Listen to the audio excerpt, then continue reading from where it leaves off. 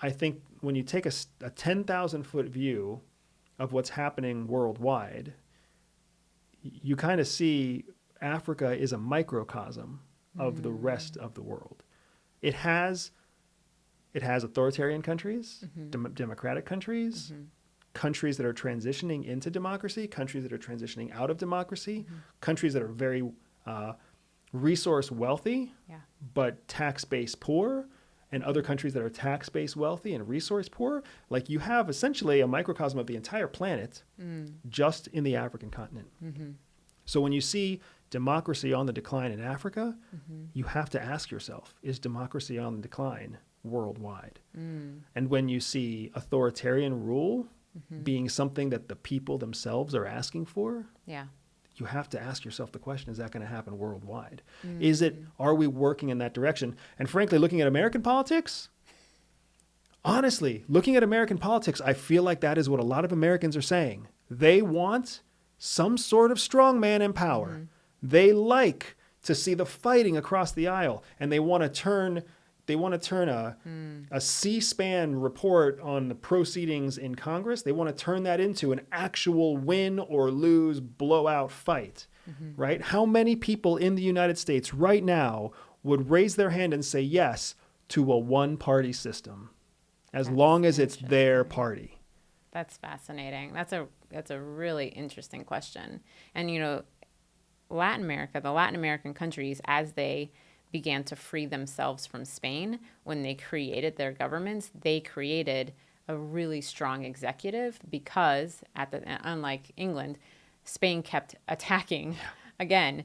And so they needed a strongman, right? They wanted, you know, the other components, but they wanted their executive to be strong enough to be able to just make the call. And I do think that's a fascinating question about the United States right now. How many people, if you ask them, would say, yes, I want somebody who I believe in, you know, to be able to just make the decisions? Absolutely. I mean, between clients and customers and family members, it's rare that I come across anybody right now who values our democratic system. What they value is democracy, but not the actual way democracy works.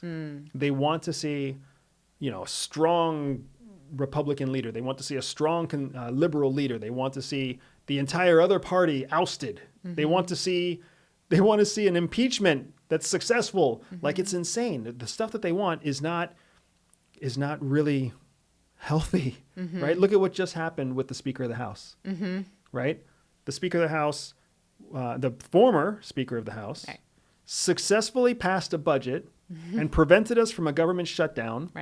And was a Republican leader in the House, or a Republican leader as the Speaker for the House.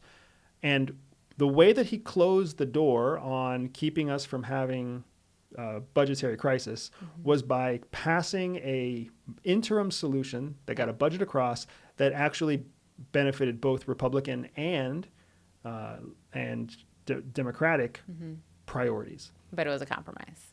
It was a compromise, but it covered both, and it was interim. It only lasts until mid-November. Right. And somehow coming out of that, what I would consider a success, the hawkish Republicans oust him from office, right? Like, he actually did what democracy is supposed to do. Right? He actually passed an interim bill so that the government wouldn't shut down, so the American people could continue to have a functioning government only for another month. That's all. It's unbelievable to me. It was a short-term solution. It worked exactly the way democracy is supposed to work, and he was punished for it. Now, I have my own theories about his long-term, you know, political career being benefited because he was ousted by his own, you know, hardcore conservative brothers. But that's not a success. That does not send a message to the rest of the world that democracy is healthy and working. That sends a message to the rest of the world that strong men are in control. Strong men are the future. Yeah, because the hardliners that, you know, pushed for him being outed, what's the stance they're taking is a strong man stance. This is what we're going to do. If we don't do this, no decision gets made. The stuff you hear come out of Biden's mouth and the stuff you hear come out of Trump's mouth is all strongman talk. Yeah. It has nothing to do with accepting or acknowledging anything other than their strongman position. Yeah. Right? Like the way that you talk, Biden's whole like, for God's sakes, how can you let this happen? Like all you're doing there is you're saying that you disagree with something and you're belittling me if I agree with it. And that's why you're asking this like backhanded question.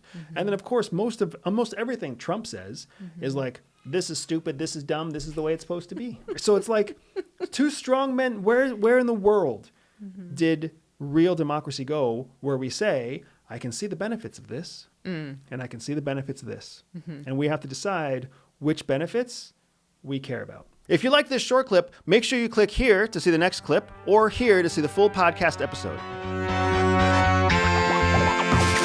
Freedom! So fresh, so new.